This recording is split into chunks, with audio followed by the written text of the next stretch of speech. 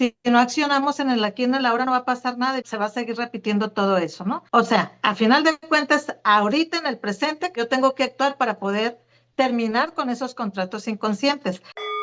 Hola bellos seres, bienvenidos a Resonando Cuántico, un espacio hacia una toma de conciencia armonizadora que nos conecte con la frecuencia de lo que sí somos, nuestro espíritu esencia.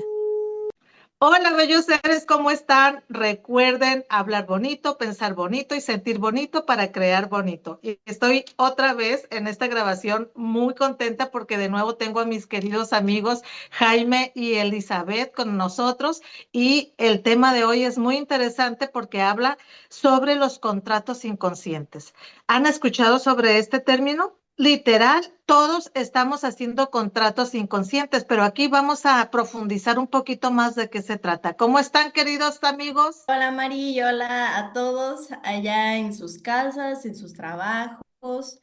Muy bien, gracias a la vida. Espero que también ustedes se encuentren muy bien. Y sí, nuevamente muy emocionada por estar aquí con ustedes, escuchando, compartiendo sus opiniones. Y el tema de hoy está muy interesante, la parte de los contratos inconscientes. Ya iremos viendo pues a qué se refiere y desde qué perspectiva lo vemos cada uno, ¿verdad? A ver en dónde se pueden identificar ustedes. Mario y Elizabeth, ¿cómo están? Y a todos los bellos seres también les mando un saludo muy grande, también contento de estar aquí con este tema, este término, los contratos inconscientes, los contratos, que últimamente también ha sido un tema que ha ido creciendo y es verdad que hay diferentes líneas de acercarnos a este tema y bueno, pues lo que vamos a estar haciendo el día de hoy es dándole un poquito más de profundidad, ¿verdad? Al tema y ver exactamente, pues, de qué se trata. Contento de estar aquí, muchas gracias. Pues bueno, bellos seres, ustedes se van a dar cuenta que vamos a ir retomando diferentes maneras de abordar el tema, porque tanto Jaime como Elizabeth y yo pues tenemos una forma diferente de explicarlo desde nuestra propia perspectiva y cómo lo comprendemos. Así es que entramos de lleno al tema. Le vamos a dejar la palabra a Elizabeth, por favor, que ella empiece con el tema. Genial, Mari, muchas gracias. Fíjate que cuando decidimos hablar sobre contratos inconscientes, algo que hago yo es como pues separar las palabras, ¿no? ¿Qué es un contrato y luego qué es el inconsciente, ¿no? En la parte de contrato yo lo entiendo como un acuerdo entre dos o más partes donde se pacta que se van a cumplir ciertas funciones, que se van a pagar ciertas cosas o que va a haber una meta en común, como en mutuo acuerdo, ¿no?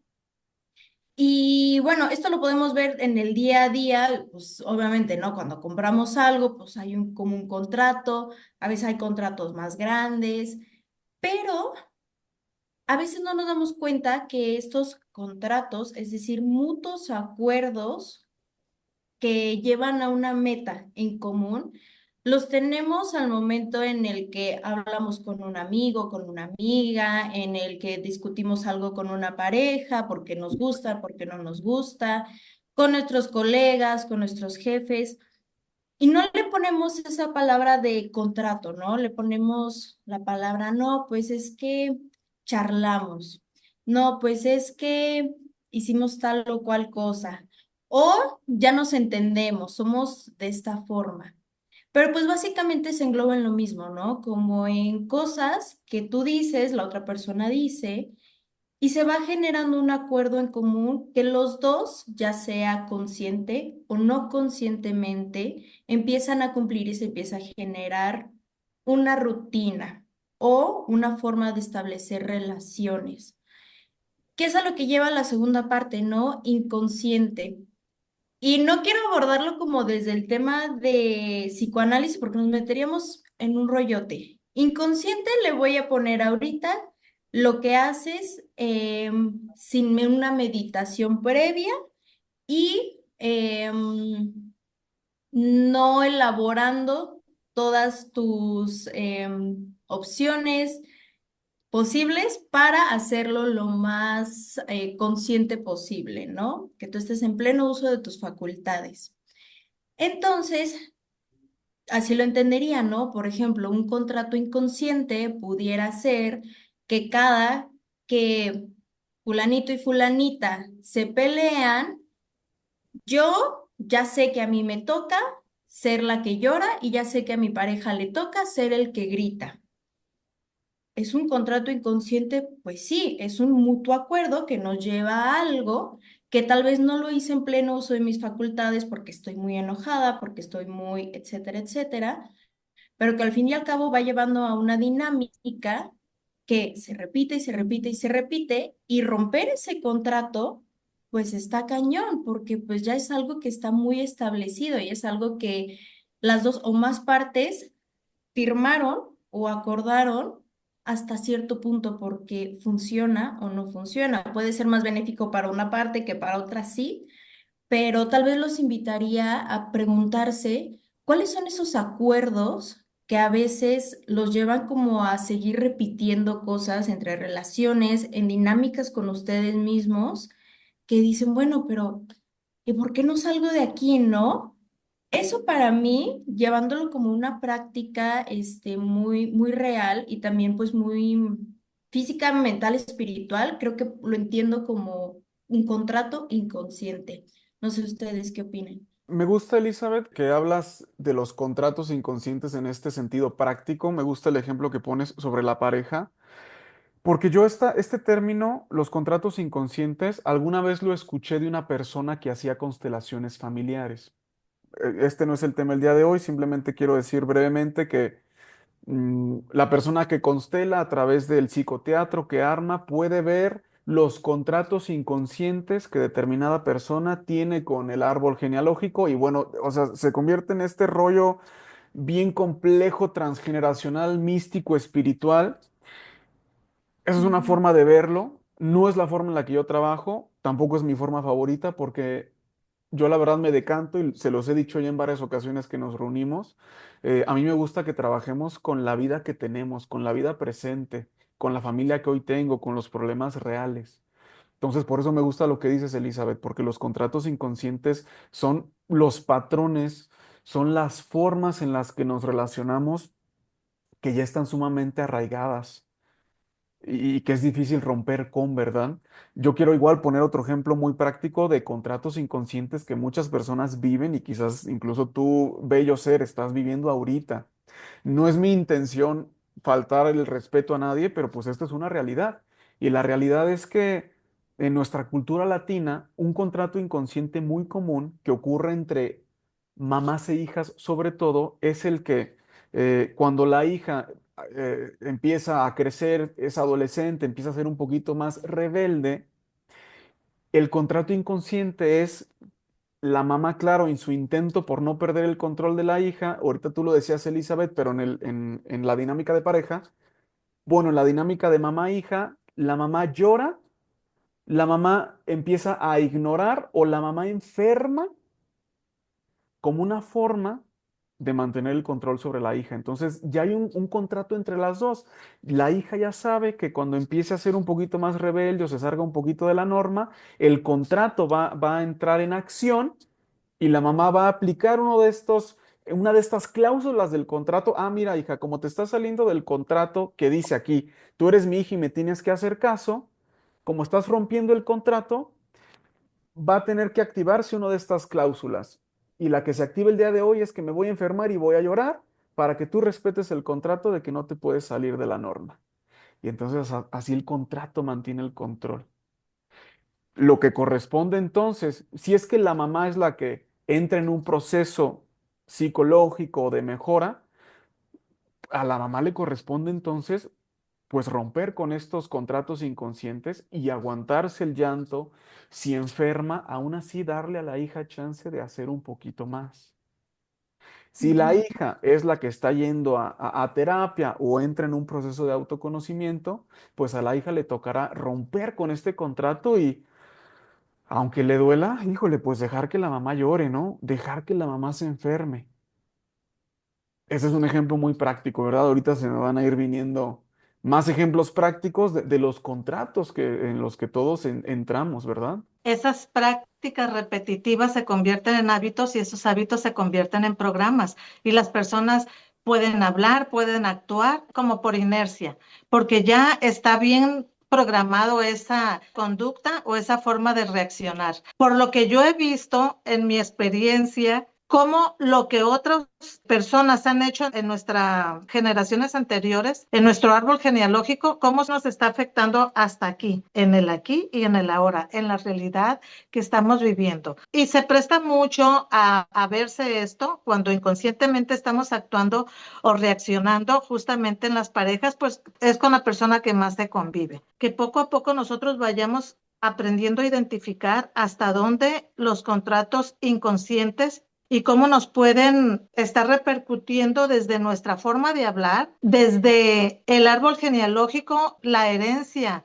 tanto genética como emocional, como energética, que hemos venido arrastrando y que viene codificada en nuestra información del ADN, hasta que podamos reaccionar de tal forma. Una manera que a mí me impacta mucho es la forma en que hablamos. Ejemplo, cuando yo digo con brazo cuántico, yo no sabía que la palabra abrazar es decir sin abrazo. Y entonces si nosotros no somos conscientes de que al decir te voy a abrazar, estamos diciendo prácticamente que no hay un abrazo. Y a nivel neuronal, nuestro cerebro no identifica en realidad si fue presente, si está pasando o si solamente es un pensamiento o son nuestras palabras, pero cualquier manera es una información que nosotros estamos emitiendo y que esa información se vaya tarde o temprano a materializar, identificando de qué manera podemos estar conscientes en el aquí y en el ahora de lo que decimos, de lo que pensamos, autoobservarnos para ver qué es lo que estamos nosotros diciendo, sintiendo, que de una u otra manera nos va a estar o perjudicando o beneficiando en un futuro próximo. Fíjate, Mari, que justo lo iba a abordar, qué bueno que me pusiste las cartas sobre la mesa de las palabras, ¿verdad? Una de las primeras herramientas que a mí, bueno, en lo personal, en el trabajo terapéutico se me hace muy importante es ver con qué palabras se expresa la persona, tanto de sí misma como de lo que le rodea, ¿no? Por ejemplo, palabras como el yo nunca, yo siempre, es que no puedo, es que tal cosa. Y por ejemplo, alguien que dice es que no puedo hacer esto y no puedo hacer el otro. Entonces se le hace consciente de, pues es que es cierto, pues es que no puedes. O sea, lo estás dice y dice que en efecto, pues ya no puedes, ¿no? Entonces, esto viene con otra cosa que tú dijiste, ¿no? ¿Hasta qué punto beneficia y hasta qué punto perjudica? Porque, ojo, dentro de los contratos, dentro de las cláusulas, siempre va a beneficiar o no más a una parte que a otra, ¿no?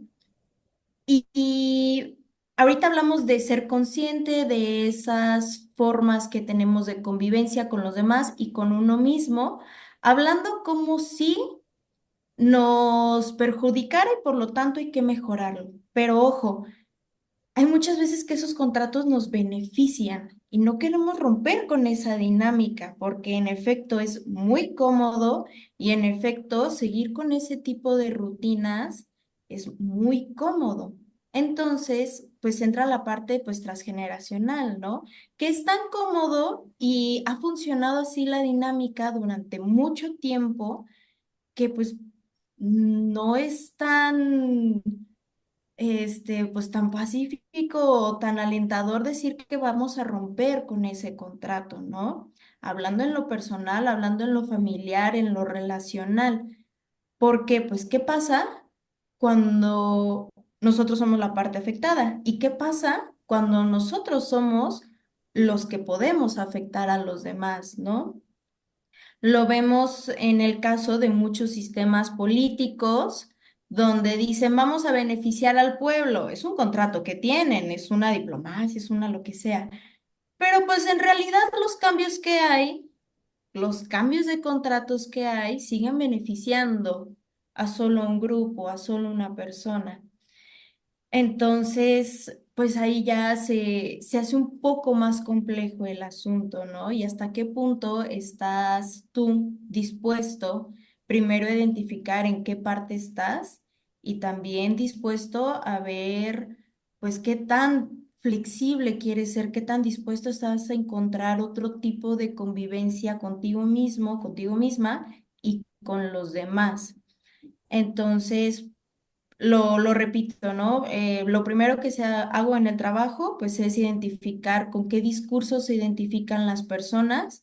¿Cuáles son las ganancias secundarias que obtienen de vivir de esa forma con ellos y con los demás? ¿Y hasta qué punto están siendo flexibles y si realmente quieren cambiar ese contrato o no en sus vidas, ¿no? Entonces, si se va repitiendo o si no. Nada más. Ahorita me lo pusiste sobre la mesa. Tú hablabas de los contratos inconscientes en este sentido transgeneracional y del árbol genealógico y me parece súper interesante y súper útil. Nada más, desde mi perspectiva, una advertencia para aquellos que les interese el tema y creo que lo hablábamos cuando también hablábamos de los alucinógenos. Es tan interesante que también es fácil perderse y creer que indagando sobre el árbol generacional, quizás a través de alucinógenos, quizás a través de otras prácticas como las regresiones, uno va a poder hacer cambios en la vida que ahorita estamos viviendo y es ahí donde esta es mi advertencia. Sí podemos tomar mucha conciencia, pero yo considero que la conciencia también está sobrevalorada. La conciencia no cambia la realidad, lo que la cambia son las acciones. Entonces sí es muy interesante entender los contratos inconscientes desde el aspecto transgeneracional, pero eso no quiere decir que las cosas vayan a cambiar. Las cosas se cambian aquí y ahora tomando nuevas decisiones. Eso es bien importante. Ahora, sí es verdad, claro que todas las familias hasta que aparece la oveja negra que decide tomar acción, todas las familias, generación tras generación tras generación, vuelven a firmar inconscientemente el mismo contrato. Hay familias, por ejemplo, que el contrato se llama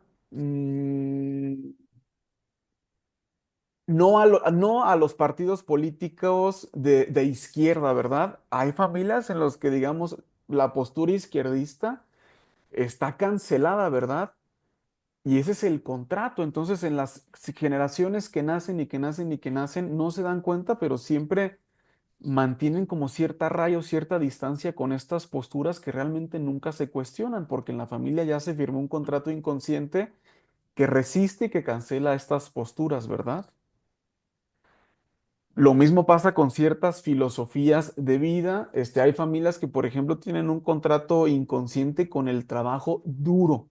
En nuestra familia se hace trabajo duro y honesto. Y eso no quiere decir que estas familias y estas generaciones tengan un montón de dinero por hacer trabajo duro y honesto. Simplemente quiere decir que en la familia se trabaja un montón y a veces incluso eso no quiere decir que se tenga mucho dinero. Espero estarme dando a entender. Simplemente las generaciones siguen repitiendo este patrón en el que trabajan un montón y trabajan bien duro pero a veces sin llegar a sentir que sus almas son realizadas, ¿verdad? Otro tipo de contratos inconscientes son, por ejemplo, mm, estas familias en las que la felicidad en la pareja nunca llega. Sí, sí, las generaciones nuevas sí tienen parejas, sí se casan, sí tienen hijos y aparentemente tienen unas vidas bellas y bonitas, pero no es así. Porque inconscientemente ya se firmó un contrato en el que, como mis papás y mis abuelos y mis bisabuelos nunca fueron felices en pareja, yo repito ese mismo contrato, ¿verdad? Hay otras familias, por ejemplo, muy eruditas, que intelectualmente son brillantes en los estudios, en las profesiones, pero la vida sexual o la vida creativa es, es nula, ¿verdad? Como que está cancelada. ¿Por qué? Pues porque estas familias ya firmaron un contrato en el que esa parte del espectro de ser humanos, de eso no se habla. En nuestra familia el contrato que firmaste se llama, le vas a echar un buen de ganas al estudio y a tu profesión y nada más. Entonces, claro, la nueva generación nace y ya se percibe esto que precisamente quiere decir el término. Ya hay un contrato inconsciente, o sea, inconscientemente mi familia rechaza ciertos temas y sí aborda otros. Ahí es donde hay que hacer un trabajo personal muy fuerte para poder descubrir qué es lo que mi familia rechaza, qué no habla mi familia, qué evita mi familia, qué temas, qué posturas políticas, intelectuales, cómo es la vida material de mi familia. Hay que echarle mucha cabeza para entender cuáles son los contratos que tiene mi familia, qué aprueba mi familia y qué rechaza mi familia. Hay cosas que no nos cuestionamos y ese es el trabajo que hay que hacer, cuestionarnos. ¿Tú querías decir algo, Elizabeth? Sí, era una pregunta para los dos. Ahorita que dices, ¿no? El observen en qué área es donde a veces suele haber como estos contratos, en lo creativo, en lo laboral, en lo sexual, en lo familiar, etcétera. ¿Desde qué punto se empieza o sea, más bien, cómo empieza a formarse este contrato? Porque lo entiendo que puede haber sido de algún hecho muy traumático que haya pasado, que pues, se hace algo tan fuerte que empieza a haber otra dinámica, algo transgeneracional o así, pero ¿por qué en cada persona es un área diferente? Porque a veces también me he encontrado, bueno, voy a abordar un poquito esta parte espiritual, donde dice, ¿no? A la iglesia empiezo a tener sueños muy respecto a tal cosa y en estos sueños son tan atacantes, son tan feos que siento que me paralizan, pero es siempre en una misma área. Entonces, ¿desde dónde se empieza a formar el contrato con relación a cierta área? ¿Por qué para alguien es el sexual? ¿Por qué para alguien el creativo? ¿Por qué para alguien el laboral? ¿Y cómo identificarlo? Creo que es un cúmulo de diferentes líneas que tenemos que analizar. La información que tenemos de nuestro árbol genealógico, pues si no accionamos en el aquí y en el ahora no va a pasar nada y se va a seguir repitiendo todo eso, ¿no? O sea, a final de cuentas, ahorita en el presente, yo tengo que actuar para poder terminar con esos contratos inconscientes. Que la persona no tenga un disfrute sexual, por ejemplo. ¿Qué pasó? Pues se han visto muchos casos que no precisamente de niña o de niño se tuvo una experiencia, un trauma, a lo mejor de abuso sexual, y por qué la persona está reaccionando así. Entonces allí, en esa línea, tenemos que indagar más allá porque se comprobó que no fue ni violentado sexualmente. ¿De dónde viene entonces eso? Y ahorita que te estoy comentando esto, se me vino a la mente una película de un científico muy interesante donde no creía en las vidas pasadas y tuvo una experiencia con una novia que él comprobó como científico que la reacción de una niña a un temor de subirse a un elevador, pues era tan fuerte que la niña hacía todo un drama. Entonces, investigando, había una cualidad muy especial. Los ojos de la niña, el tipo de iris que tenía era, si no idéntico, tenía unos ojos casi idénticos a los de una novia que había tenido este científico, que fue por la manera en que se puso a investigar sobre las vidas pasadas. El punto es que la niña no tuvo físicamente un problema en sí propio, pero lo traía de un arrastre de una vida pasada. Entonces, cuando ya las circunstancias no pueden llegar a una solución de acuerdo a una sola línea, pues tenemos que indagar en otras. Y tan importante es estar presentes en lo que vamos a decir, que una experiencia propia es que en una ocasión yo dije una expresión, yo me di cuenta que a los 2 meses prácticamente, no sé exactamente cuántos días, aquella frase que yo había dicho inconscientemente se materializó. Y fue algo que a mí me quedó muy grabado porque obviamente los resultados que tuve no eran satisfactorios y yo dije, wow, ¿cómo hay que cuidar lo que uno dice, inclusive lo que uno piensa? Entonces no es una sola vez que me ha pasado. ¿Cómo pudo haber tenido una situación así cuando fue la madre la que lo pensó con la buena intención como madre? Pero no fui consciente en ese momento de lo que estaba pensando. Pero el sentir que tenía en ese momento era tan fuerte que se materializó. Ahora, otro punto muy importante que me gustaría mucho tocar es que cada vez más se está hablando sobre el poder que tenemos nosotros de cómo cambiar la información que traemos en el ADN. El nivel de liberación de cualquier carga de información que yo traiga, ya sea emocional, ya sea genética, energética, espiritual, tengo que responsabilizarme de ello porque que es muy importante qué tan consciente estoy, qué tan presente estoy, para darme cuenta que soy creadora de mi propio presente y hasta dónde me va a beneficiar o me va a afectar. Es ahí donde yo ya tengo que ponerme límites a esos contratos que yo voluntariamente o involuntariamente estoy haciendo. Ya vi la película que tú decías, se llama I Origins. Es un drama, ¿verdad? Es esta búsqueda implacable para todos los que les interese pues sí, el tema de las vidas pasadas. Es una película muy bonita. Fíjate que me haces como querer abrir. Voy a tratar de ser lo más conciso posible porque quiero abrir como que mucho el tema, pero es un tema muy complejo. Este, también respondiendo un poco a lo que preguntaba Elizabeth, fíjense que Carl Jung, eh, uno de sus conceptos más importantes es el concepto de inconsciente colectivo. El inconsciente colectivo es algo así como esta latiz, diría Jacobo Greenberg, o como esta matrix, es este espacio inconsciente en el que toda la información existe y es este espacio al cual todas las personas que van naciendo, cada nueva generación, pues tiene acceso y cada nueva generación a través de la línea de su propio árbol genealógico, cada nueva generación pues tiene acceso a toda esta información que el árbol genealógico ya ha vivido. Entonces, por eso un niño que nace, cuando crece, tiene un talento, digámoslo así, que nunca desarrolló, pero tiene ese talento y tiene ese talento porque precisamente generaciones atrás en su árbol genealógico, pues resulta que la familia tuvo que este, vivir, no sé, de talar árboles y entonces el niño tiene una fuerza descomunal en los brazos, ¿no? Y es porque el niño pues tiene acceso a esta información en su árbol genealógico.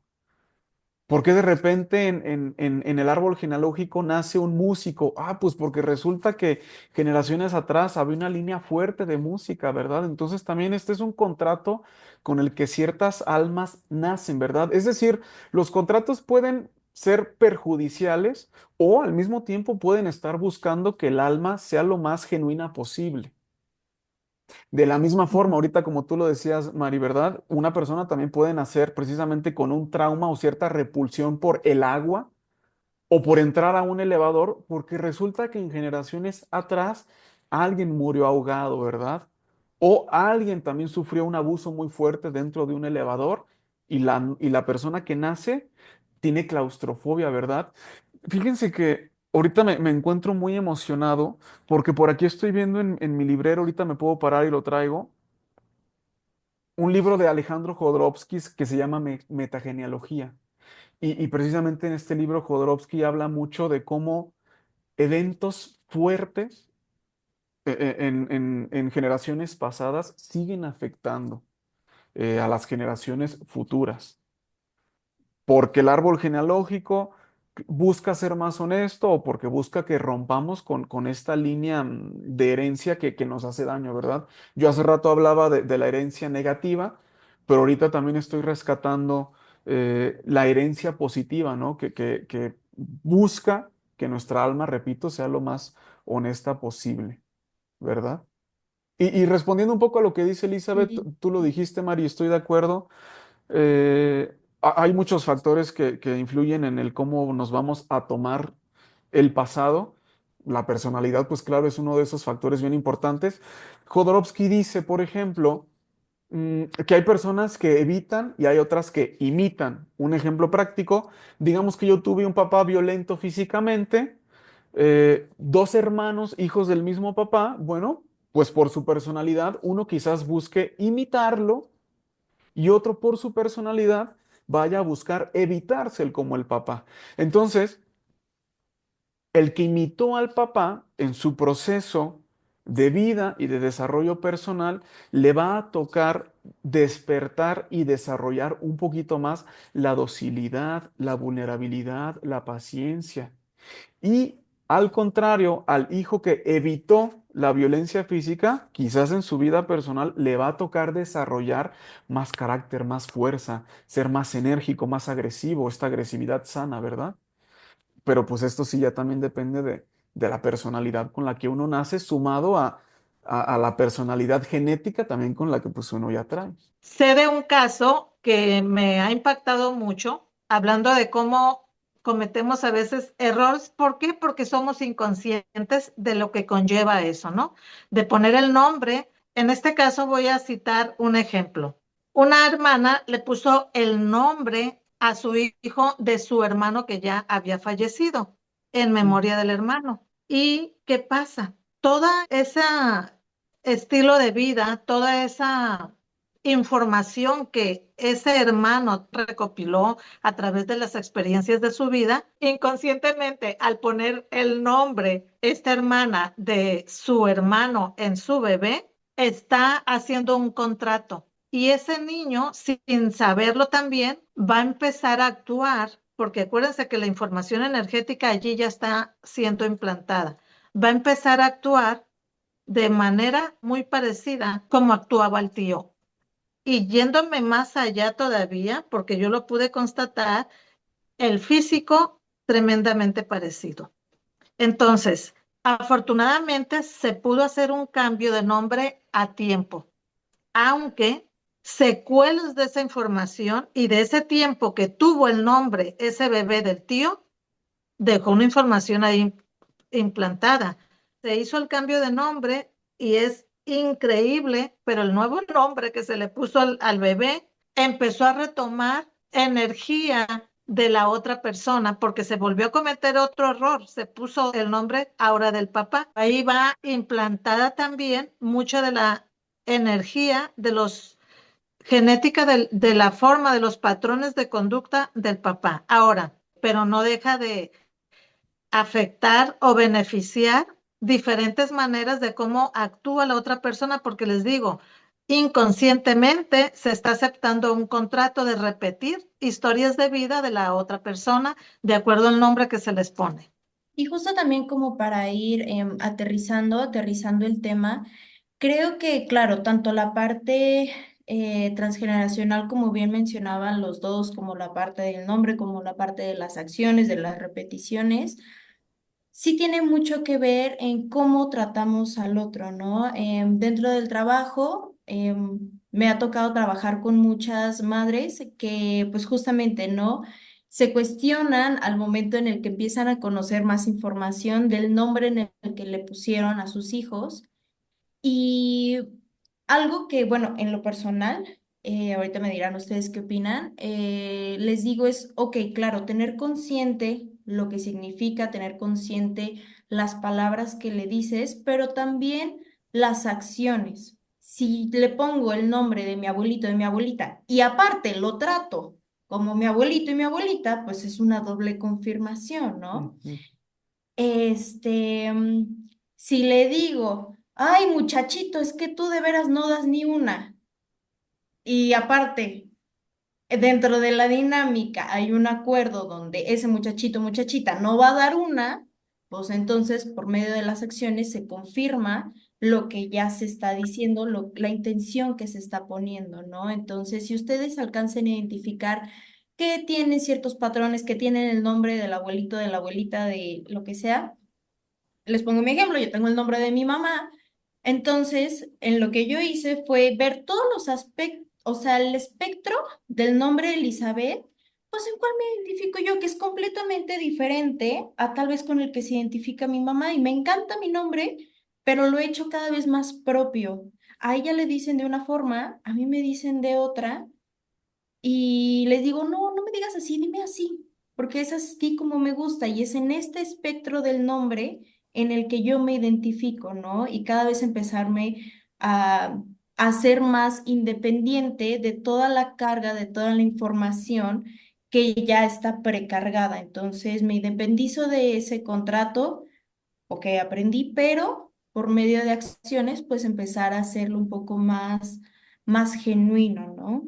Entonces, ahorita ustedes dos mencionaban partes bien importantes que es como el ser consciente y entrar en acción, que se los pongo sobre la mesa. Obviamente no van a andar analizando todo lo que digan y todo lo que hagan, pero pudiera ser muy bueno. Les digo como, bueno, al momento de hacer algo, identificar tres cosas básicas. Mi cuerpo, cómo se siente, una frase que pueda englobar lo que estoy haciendo ahorita y una emoción con la cual identifique que me siento. Les pongo un ejemplo. Voy a ir a hacer la despensa y al momento de pagar, ¿hay ahí algún contrato entre intercambio de dineros que me empieza a dar ansiedad? Y ya fui al psicólogo y lo empiezo a tratar. ¿Qué está pasando? Ok, pues pausa, ¿no? Mi cuerpo, ¿cómo se siente? No, pues siento que mis manos se ponen frías cuando ando sacando la cartera, por poner un ejemplo. Y luego pienso, es que estoy gastando muchísimo, ¿cómo le voy a hacer después? No voy a poder con tanto gasto. Y una emoción, siento angustia. Entonces, ok, identifico que hay un contrato donde si yo gasto, no me va a llegar. Y como lo repetí tanto, pues en efecto, ¿no? Cada que gasto, me quedo sin dinero. Mis manos se quedan frías y siento angustia. Bueno, ya tengo tres pistas para identificar por dónde puede ir ese contrato y cómo lo estoy aterrizando en mi persona. Y a partir de eso, ¿qué es lo que puede llegar, ¿no? Después, ¿qué puedo hacer? Serían tal vez como tres pistas que les dejaría para empezar a identificar por dónde pueden ir estos contratos personales y relacionales. Me parece súper interesante porque sí es verdad que todas las palabras que utilizamos tienen un sabor, un color, una energía diferente. Estoy pensando algo muy básico. Si bien todas estas palabras que voy a decir a continuación son saludos, hola, ¿qué tal? ¿Qué onda? O dar un beso, por ejemplo, todas son formas de saludar, todas tienen un peso muy diferente. Si yo digo qué tal, probablemente quiera mantener cierta distancia y ser serio. Si digo qué onda, es evidente que hay ya confianza, ¿verdad? Entonces las palabras sí son muy importantes y lo de los nombres también. Y como que quiero tener cuidado con lo que voy a decir porque por un lado, es verdad que la personalidad con la que nacen las personas sí va a poder confrontar mucho la herencia genética. Entonces, si yo le pongo a mi hijo Jaime, pues eso no quiere decir que yo ya lo esté predestinando a vivir mi vida o la vida no vivida, ¿verdad? Pero también es verdad que si yo le pongo a mi hijo Jaime, es cierto que yo ya lo estoy cargando con prejuicios o con ciertas expectativas. Y en mi experiencia personal y profesional, los hijos que se llaman igual que sus padres, sí están ya muy marcados por ciertas expectativas de sus padres. O sea, sí me he dado cuenta de que hay cierto egocentrismo en llamar a un hijo como uno se llama, como si uno quisiera, bueno, eso es lo que he visto, ¿verdad? Como si los papás quisieran que el hijo fuera esa prolongación de sí mismos, que cumplieran con las expectativas que no pudieron cumplir sobre sí mismos. Y de la misma forma también llamar, digamos, a una hija con el nombre de una mujer que me solía gustar, pues eso ya también tiene cierta preconfiguración. Quizás la hija nace muy rebelde, muy inquieta, se está haciendo daño, se está destruyendo, pero como lleva el nombre de una persona que a mí me gustaba, probablemente en vez de ponerle límites, yo la deje ser porque, ay, es que este nombre me recuerda a cierta persona. Esas cosas sí pasan, sí pasan. Uno cree que no, pero pues sí pasan. Entonces sí, de hecho, Jodorowsky también habla mucho de los nombres, de elegir un nombre para nuestro hijo que sea un tanto neutro para nosotros, un nombre que nos permita como padres no ponerle tantas expectativas.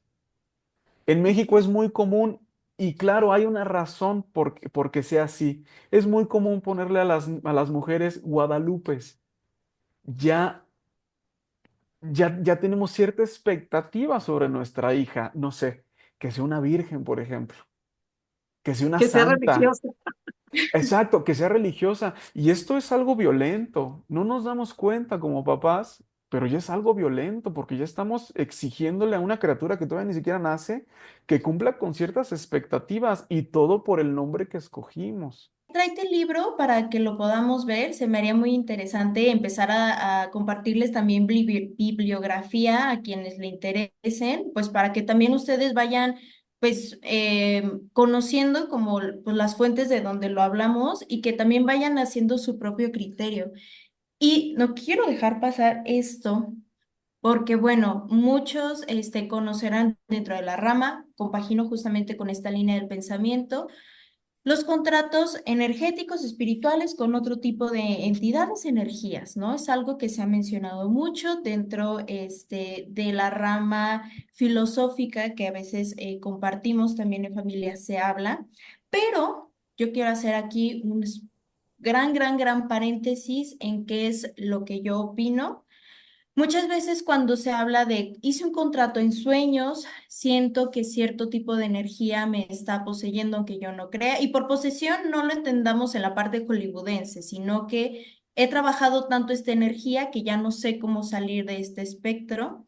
En lo personal, creo que es parte de lo que retomábamos, creo que fue en otras conferencias y creo que lo dijo Jaime, en la parte de lo que no se trabaja, lo que no se quiere hacer visible, va a estar exponiéndose cada vez más hasta que le hagamos caso, hasta que lo hagamos visible y le prestemos atención. Entonces, creo que muchos de esos contratos energéticos o estar como muy metido en cierta energía, creo que puede tener mucho que ver con la parte de lo mismo, ¿no? De identificar en cuáles son los rubros donde tenemos más detallitos y que todavía no los vemos o que todavía no los queremos escuchar. Entonces los pueden empezar a ver en sueños, los pueden empezar a ver en su día a diario y dicen, pues es que me andan duro y dale, ¿no? Fregando con la misma energía. Pues bueno, tal vez es momento de hacerla visible, tal vez es momento de identificar que ese contrato tengo que prestarle atención y hacer un cambio en su dinámica, ¿no? Así es como yo lo interpreto porque lo he escuchado, claro, y les doy su punto de validez, pero lo aterrizo a prestarle atención en una forma tangible mediante acciones para que se pueda cambiar, ¿verdad? Fíjense que estaba viendo el índice y la verdad los subtítulos, más bien los capítulos, no le hacen justicia al contenido del libro porque no suenan tan interesantes, me parecen. Pero si lo que hemos hablado les resulta interesante, el libro les va a gustar mucho.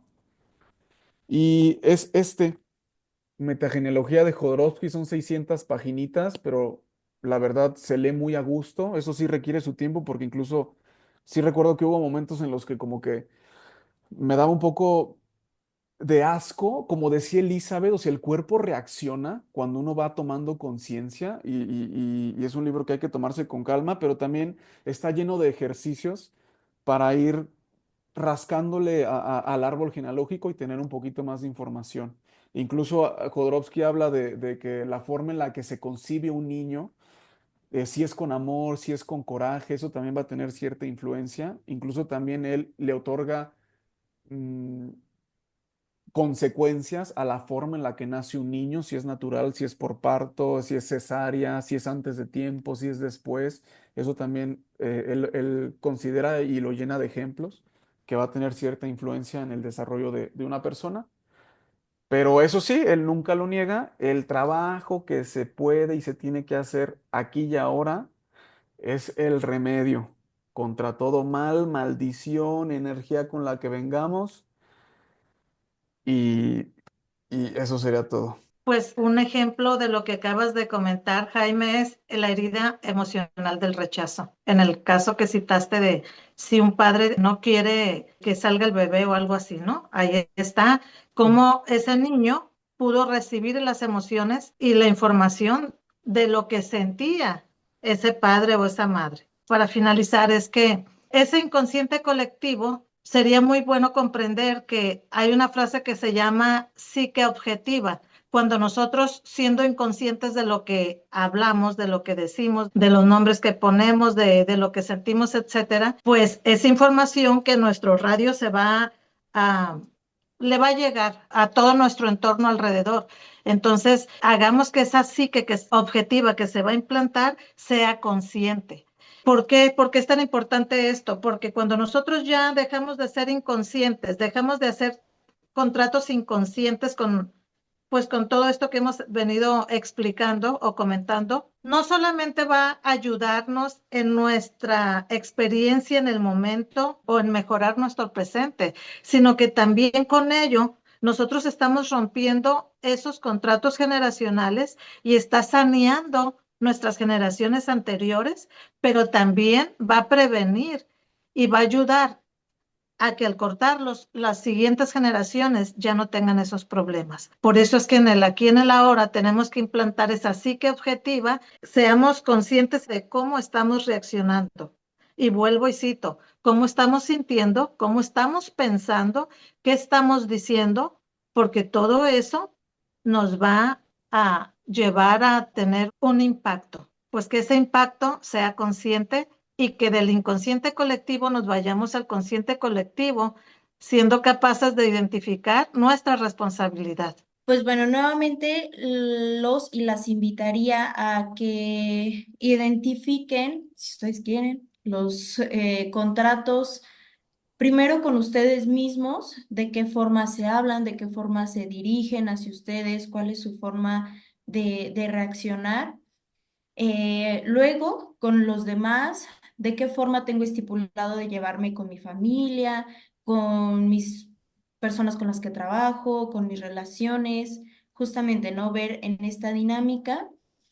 em, para luego entrar, pues no, de lo más chiquito, pues a lo más grande, ahora sí, la parte ya energética, la parte de las cargas, transgeneracionales. Les invito a que analicen los dichos que hay en familia. Ahorita acabamos de pasar pues fechas donde mucha gente se reunió con sus familias, se pudieron haber dado cuenta que tal vez unos hablaban mucho de cuerpos ajenos, ¿no? De que, ay, es que fulanito ya no sé qué, que otro hablaba de dinero, que otro hablaba de no sé, de tal cosa. Entonces, identificar cuáles son los dichos, cuáles son las frases, con qué se identifican ustedes y tal como lo dijo Mari, un tip para empezar a identificar estas cosas. Identifiquen cuerpo, pensamiento y emoción y podrán darse tal vez una idea de por dónde va.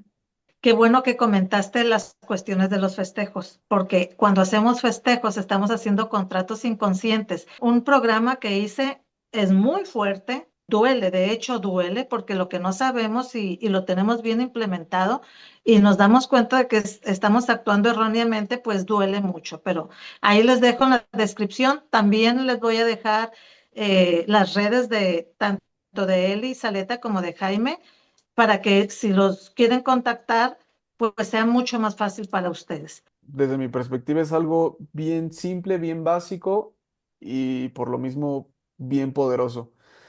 Si ustedes ponen atención a aquellos temas de los que hablan las personas, ya desde ahí pueden irse percatando de los contratos que esas personas tienen.